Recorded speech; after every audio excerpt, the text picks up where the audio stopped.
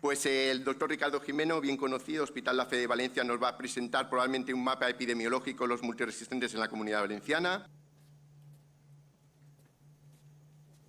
Bueno, buenas tardes a todos y a todas.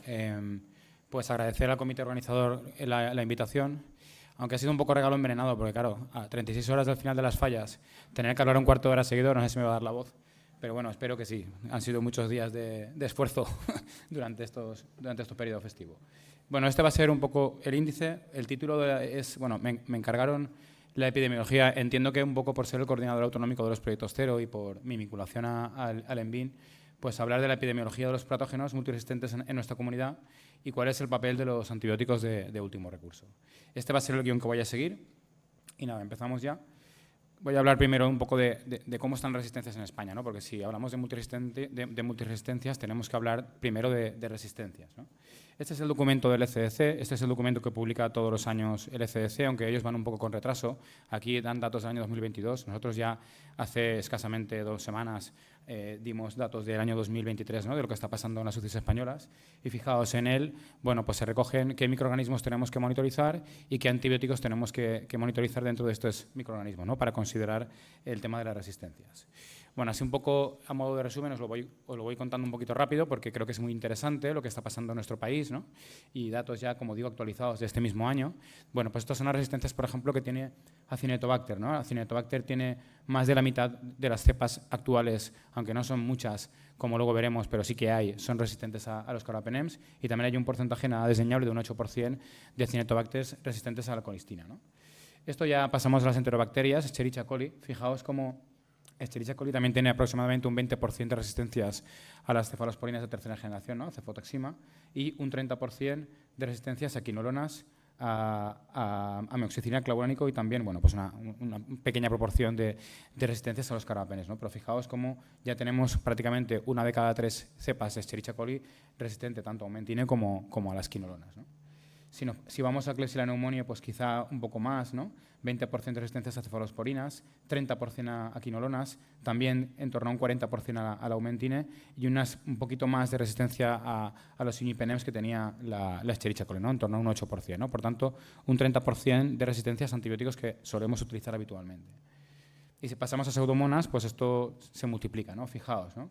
Como tenemos un 30% de resistencias a la ceftazidima, 30% a pipertazo, 34% a imipenem y 30% de resistencias también a las quinolonas. Es decir, que si tratamos pseudomonas en nuestro país con quinolonas, con cefalosporinas de tercera generación, perdón, o con carbapenems, tenemos una posibilidad de éxito de uno de cada 3, ¿de acuerdo? Por tanto, ojo porque las resistencias están apareciendo y son emergentes, ¿no? También un 30% de nuestros estafilococos aureus son resistentes a meticilina, es decir, 1 de cada 3 aislamientos de estafilococo aureus son resistentes a meticilina, ¿eh? Y también hay alguna resistencia también a vancomicina, ¿no? Y algo similar ocurre con enterococo, ¿no? Como veremos posteriormente, hay en este año han salido prácticamente un 8% de enterococos que son resistentes un 6% que son resistentes a vancomicina, ¿eh? Son todos cepas Faecium, pero las tenemos. Y fijaos lo que ocurre también con estenotrofomonas, ¿no? Aunque esto está fuera del documento del ECDC, fijaos que tenemos un 13% de resistencia al levofloxacino y un poquito más, un 14% de resistencia a cotrimoxazol. Es decir, ya empiezan a aparecer resistencias a antibióticos que pensábamos que eran seguros, ¿no? Como puede ser el cotrimoxazol. Y si nos vamos a la serratia, que si hacéis estudio de vigilancia en vuestras unidades, veis que también están aumentando, también están emergiendo en nuestras unidades de intensivos. Fijaos como prácticamente son pan resistentes a la aumentine y bueno, hay resistencias entre un 15 y un 30% a quinolonas, cefalosporinas y carbapenems, ¿no? Dependiendo un poquito del año y dependiendo de lo que se notifique. Es decir, que resistencias en España, a ver las haylas. Bueno, ¿y qué pasa en la Comunidad Valenciana? Fijaos, primero vamos a hablar de lo que son multiresistentes, ¿no? ¿Qué son patógenos multiresistentes? Bueno, pues patógenos multiresistentes, y esto viene de resistencia cero, esta definición la tenéis en el módulo de formación de resistencia cero, son aquellos microorganismos que son resistentes a 3 o más familias antimicrobianos. Y además esa resistencia tiene que suponer relevancia clínica, es decir, supone dificultad para encontrar un tratamiento adecuado para este patógeno y además también relevancia microbiológica, es decir, cabe la posibilidad de que se puedan producir brotes epidemiológicos en nuestras unidades, ¿no? Como a veces ocurre, ¿no? Como veremos ahora después. Bueno, esto es así, excepto para el enterococo y para el estafilococo aureus, que con una resistencia únicamente a la meticilina en el caso del aureus y a la vancomicina en el caso del enterococo ya se consideran resistentes. Hay gente que la stenotrophomola también la considera multiresistente, ¿de acuerdo? Pero bueno, 3 o más familias de antibióticos con repercusión clínica y repercusión epidemiológica o una en el caso de aureus y en el caso de enterococo resistente a vancomicina. Si os venís al manual del ENVIN, ¿no?, de donde sacamos todas nuestras tasas y donde tenemos que notificar para los proyectos cero, ¿qué es lo que solemos monitorizar o qué se monitoriza en cuanto a multiresistentes? Monitorizamos el aureus meticilin resistente, el MARSA, monitorizamos el enterococo resistente a la vanco, la pseudomonas multiresistente, la que es a 3 o más familias de antibióticos resistente, el acinetobacter resistente a imipenem, las enterobacterias productoras de beta-lactamasa espectro extendido y las bacilos negativos productores de carbapenemasas, ¿no? Pues esto es lo que voy a intentar esgrimir cómo está en la Comunidad Valenciana. Bien, para tener estos datos hay que notificar y para notificar hay que tener cultivos de vigilancia, hay que vigilar. Si no tenemos vigilancia en esas unidades, difícilmente podemos tener datos. Y si no tenemos datos, podemos pensar que no tenemos nada, pero el enemigo está por dentro, ¿de acuerdo? Esto es la cuarta recomendación de los programas de resistencia cero, en los que se recomienda realizar búsqueda activa al ingreso de los pacientes en las UCIs y una vez semanal al menos. Entiendo que lo del ingreso a todos los pacientes es bastante difícil. Nosotros en la reunión que tuvimos en la Consellería hace unas semanas ya hablamos de intentar aislar a los que tengan factores de riesgo, ¿no? Bueno, pues un poco estos de aquí, ¿no? Aquellos pacientes que vienen, bueno, que han llevado antibióticos durante más de 5 días en el último mes, o aquellos pacientes que han estado ingresados más de 7 días en los últimos 3 meses, aquellos pacientes que vienen colonizados ya, que ya sabemos que están colonizados o infectados por multiresistentes, o aquellos pacientes que ingresamos que tienen patologías que son susceptibles de ser infectados, ¿no?, o de haber sido infectados o colonizados.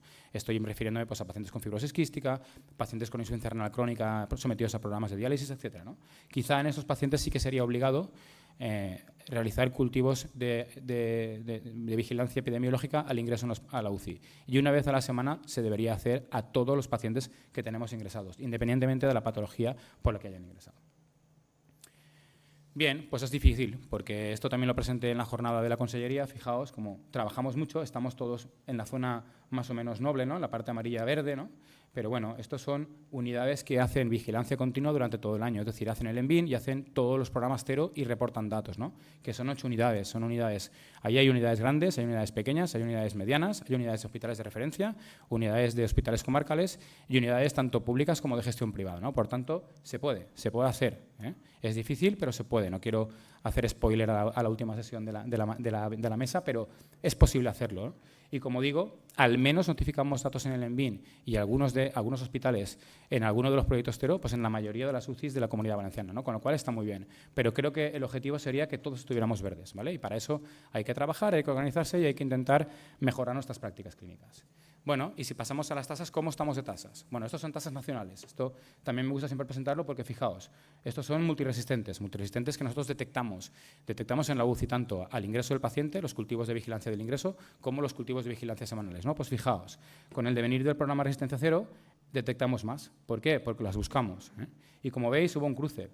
Previamente, nosotros nos atribuíamos todas las resistencias a la UCI. Es que la UCI es muy guarra, ahí se infectan todos. No, fijaos lo que pasó. Cuando lo hicimos bien, detectamos que muchos pacientes, en una proporción superior, venían colonizados ya de la calle o de otros servicios del hospital, ¿de acuerdo?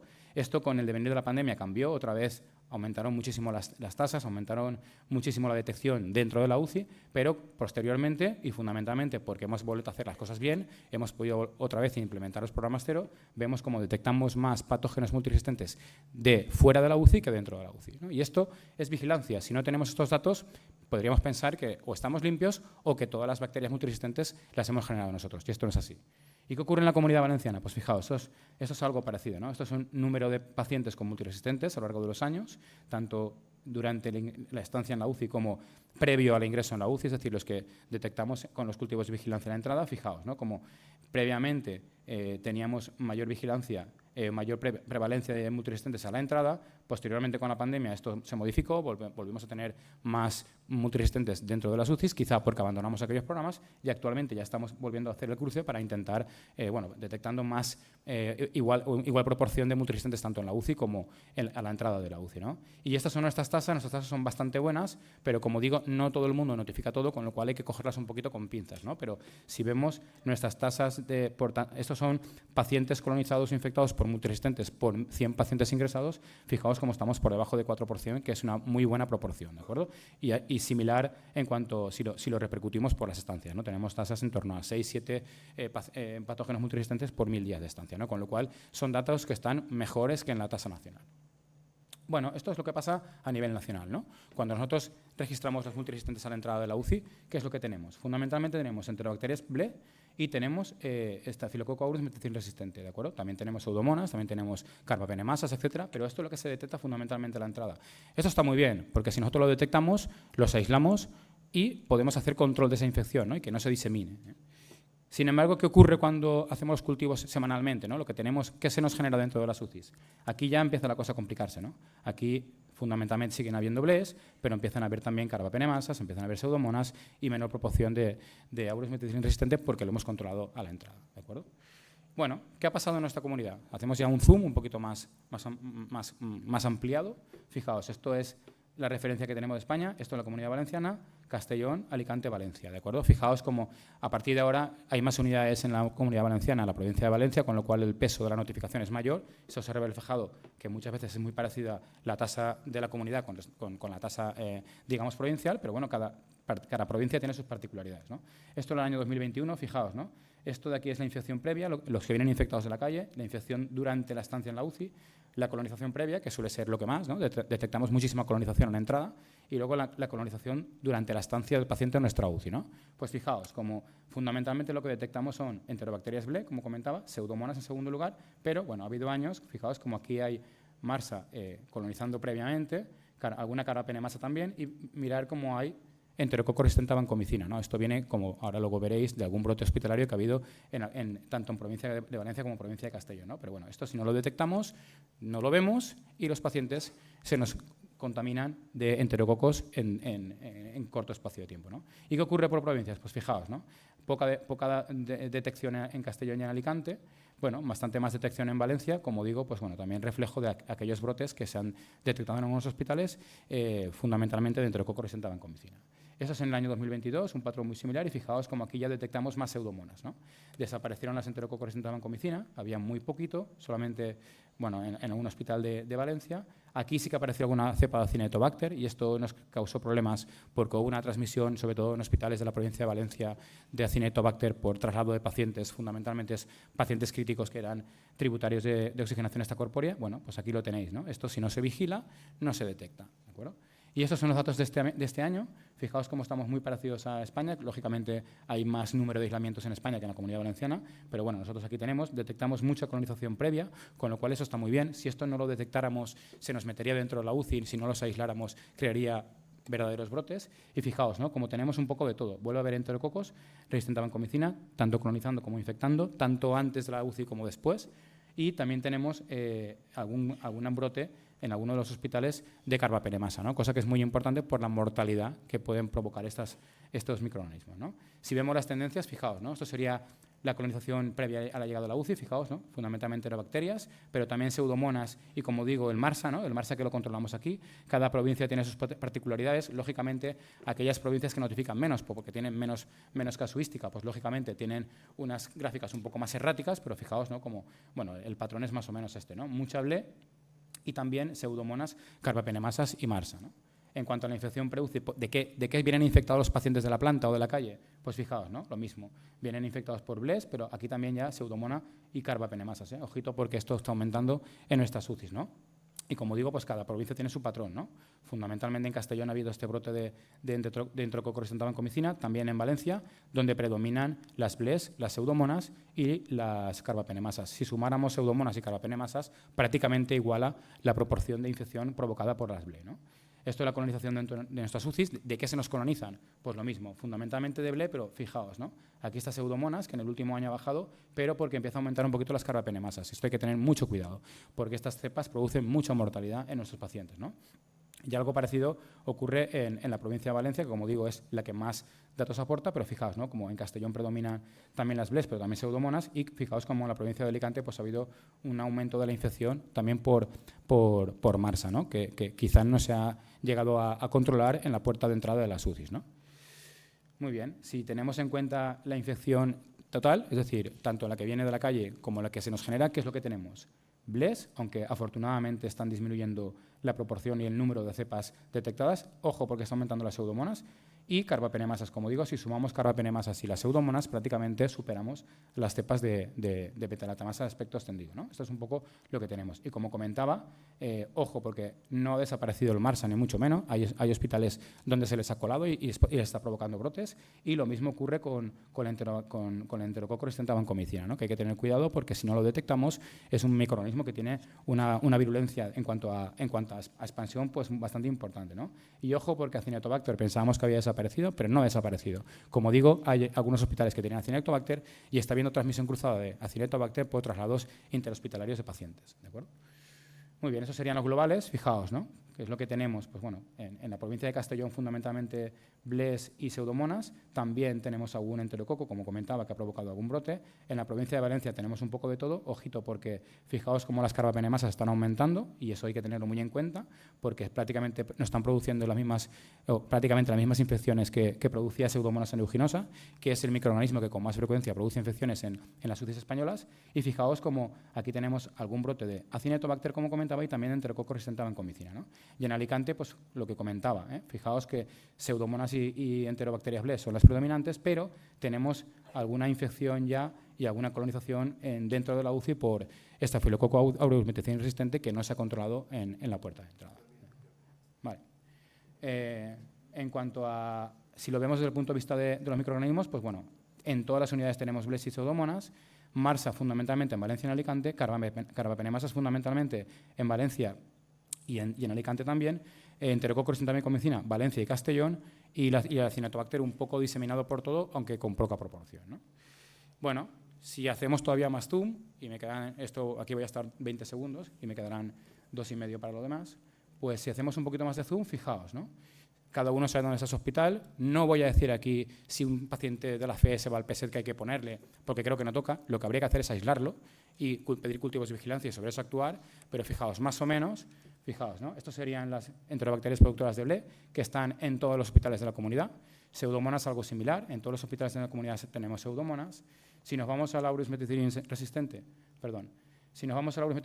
pues lo tenemos fundamentalmente en la provincia de Valencia, en la provincia de Alicante. En cuanto a la Acinetobacter, tenemos en el norte de Castellón, tenemos en los hospitales de la ciudad de Valencia, en Alicante y en el sur de Alicante. Y si nos vamos a las carbapenemasas, pues ojo, porque como comento, están aumentando fundamentalmente en la provincia de Valencia y también en Alicante y en el sur de Alicante, ¿no? Fundamentalmente. Y si nos vamos aquello era el MRSA, estos son las carbapenemasas, como comentaba, fundamentalmente en la provincia de Valencia y en el sur de Alicante. Si nos vamos al enterococo resistente a vancomicina, ojo, porque como digo, ha generado brotes fundamentalmente en algún hospital de Castellón, en casi todos los hospitales de Valencia y en un hospital del sur de la provincia de Valencia, donde ha sido especialmente llamativo, ¿de acuerdo? Bueno, y ya para ir finalizando, antibióticos de último recurso. Bueno, esto es un paper bastante clásico, ¿no? El de Leone, esto es del año 2017. Seguimos hablando de antibióticos de último recurso, antibióticos que están a punto de perder la patente, ¿no? Antibióticos que llevan ya 7 o 8 años en el mercado, ¿no? Entonces, realmente son antibióticos de último recurso, los tenemos que considerar aquí. ¿Cuándo debemos de utilizar esos antibióticos? Bueno, pues esto está bastante bien explicado en este paper, ¿no? No sé si lo habéis leído. Esto es en neumonía nosocomial, que es la neumonía o es la infección más prevalente en nuestras UCIs, ¿no? Es la infección relacionada con dispositivo más prevalente. Pues fijaos, ¿no? ¿Qué es lo que se recomienda en cuanto a los antibióticos de último recurso o nuevos antibióticos? Bien, pues en cuanto al tratamiento empírico, bueno, cuando sospechamos una neumonía nosocomial, ¿de acuerdo? En cuanto a tratamiento empírico, si es una neumonía precoz, pues realmente aquí podemos utilizar cefalosporinias de tercera generación, pero acordaos que estamos en 20-30% de resistencias a algunos microorganismos como Escherichia coli y Klebsiella pneumoniae y pseudomonas, ¿no? En aquellos pacientes en los que ya estamos hablando de neumonía tardía, ¿no? O en paciente ya no tan sano, bueno, pues aquí ya nos vamos a nuevos antibióticos, ¿no? Y lo mismo ocurre cuando tenemos neumonía asociada a ventilación mecánica, ¿no? Y sobre todo en unidades donde la prevalencia de multiresistentes es superior al 5%. En global estamos por debajo del 5%, pero en mi hospital, por ejemplo, estamos por encima del 5%. Y en todos los hospitales verdes, aquellos que estaban en la parte verde, tenemos más del 5%, porque realmente son los que están notificando día a día, ¿no? Por tanto, en aquellos pacientes, en aquellos hospitales donde la prevalencia de multiresistentes es superior al 5%, si predomina pseudomonas, pues quizás habría que irse a ceftriaxona, tazobactoma, seminoglucósidos. Si predominan las oxas, acetoxima ceftazima, bivactam más aminoglucósidos. Si predominan las KPCs, pues igual nos tenemos que ir a merobarbo, ¿vale? Y en aquellos pacientes donde no hay ese porcentaje, que los que estén por debajo del 5%, pues ya se pueden ir a pipertazo, meropenem, etcétera, teniendo en cuenta que 1 de cada 3 cepas de pseudomonas va a ser resistente a esto.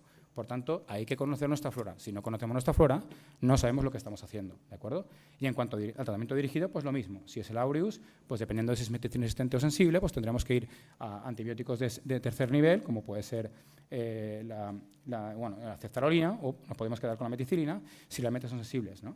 Si tenemos multiresistentes, ¿no? Pseudomonas multiresistente, pues cetolozano tazobactam con o sin aminoglucósido. Con las KPCs nos podemos ir a merobarbo o a ceftazima bivactam si también es sensible, ¿no? Y lo mismo ocurre con las OXA 48, ¿no? Muy prevalentes en nuestras unidades. Las BLES, la mayoría de las que tenemos, muchas son también, hay mucha cepa de OXA 48, ¿no? Pues aquí podríamos utilizar la ceftazima bivactam. Y si tenemos metalobeta-lactamasas, esas carbapenemasas que tenemos, muchas de ellas son metalobeta-lactamasas, pues quizá o ceftazima bivactam con aztreonam o meropenem barbobactam, ¿no?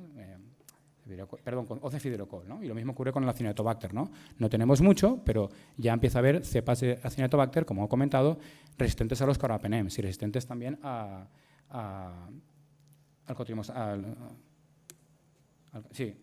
entonces aquí quizá nos deberíamos de ir al cefiderocol, ¿de acuerdo? Por tanto, ¿estamos hablando de antibióticos de tercer nivel o estamos hablando de antibióticos que teníamos que estar poniendo ya? Bueno, pues esto ya es, para finalizar, fijaos, esto es lo que está ocurriendo en el Estado nacional, ¿no? ¿Qué antibióticos utilizamos más en las UCIs? Pues sigue siendo el meropenem, la pipertazo y el linezolid, ¿no? Cuando quizá tenemos que tener mayor cultura de vigilancia para saber si esto es adecuado o no. Como digo, ya hay cepas fundamentalmente de pseudomonas que son resistentes a meropenem, ¿no? Y si nos vamos a las indicaciones absolutas, pues fijaos, ¿no? Como esos antibióticos de nueva generación, llámese ceftabi, cetolozano tazobactam, cefiderocol o ceftarolina, pues la proporción de utilización es inferior a un 1%, ¿no? De todas las indicaciones que hacemos. Y algo similar pasa con el tratamiento específico. Tenemos la cepa y a pesar de todo, la utilización de esos antibióticos está siendo muy baja, ¿no? Por debajo de un 2%, ¿no? Y esto quizá también viene determinado por esto, porque muchos laboratorios de microbiología todavía no nos testan, perdóname el palabra, no nos testan estas cepas, ¿no? Por tanto, los informes de resistencia y sensibilidad hay que cogerlos con pinza porque el porcentaje de cepas que son testadas a estos antimicrobianos todavía es muy bajo, ¿no? Muy bien, pues para concluir, bueno, yo diría que los principales multiresistentes implicados en la SIRDI de nuestras UCIs son los gram negativos, fundamentalmente enterobacterias productoras de BLE, pseudomonas multiresistentes y bacilos gram negativos productores de carbapenemasas, ¿no? Que se está detectando colonización e infección por enterococo resistente a vancomicina, fundamentalmente en la provincia de Castellón y en la provincia de Valencia. Que, ojo, que es prioritario retomar las recomendaciones de los programas cero de tolerancia a la infección. ¿Por qué? Porque es la única forma de detectar portadores al ingreso, de detectar la aparición de resistencia durante el ingreso, de detectar brotes, ¿no? Por estos microorganismos multiresistentes y de detectar reservorios, ¿no? Y además evitar esa transmisión cruzada tan temible cuando movemos enfermos dentro de la UCI o entre UCIs de otros hospitales, ¿no? Si realmente deberíamos utilizar los nuevos antibióticos como último recurso o ya debemos imponerlos ya en determinadas situaciones, ¿no? Y fundamentalmente en determinados microorganismos, ¿no? Cuando los tenemos en nuestras unidades, y que esta podría ser la conclusión y toda la charla, tenemos que conocer nuestra flora local. Si no conocemos nuestra flora local, no podemos hacer nada, porque no tenemos datos ni de microorganismos ni de resistencias, ¿no? Y esto es particularmente importante en las unidades de críticos. Nada, y esto es todo. Si tenéis alguna pregunta, luego...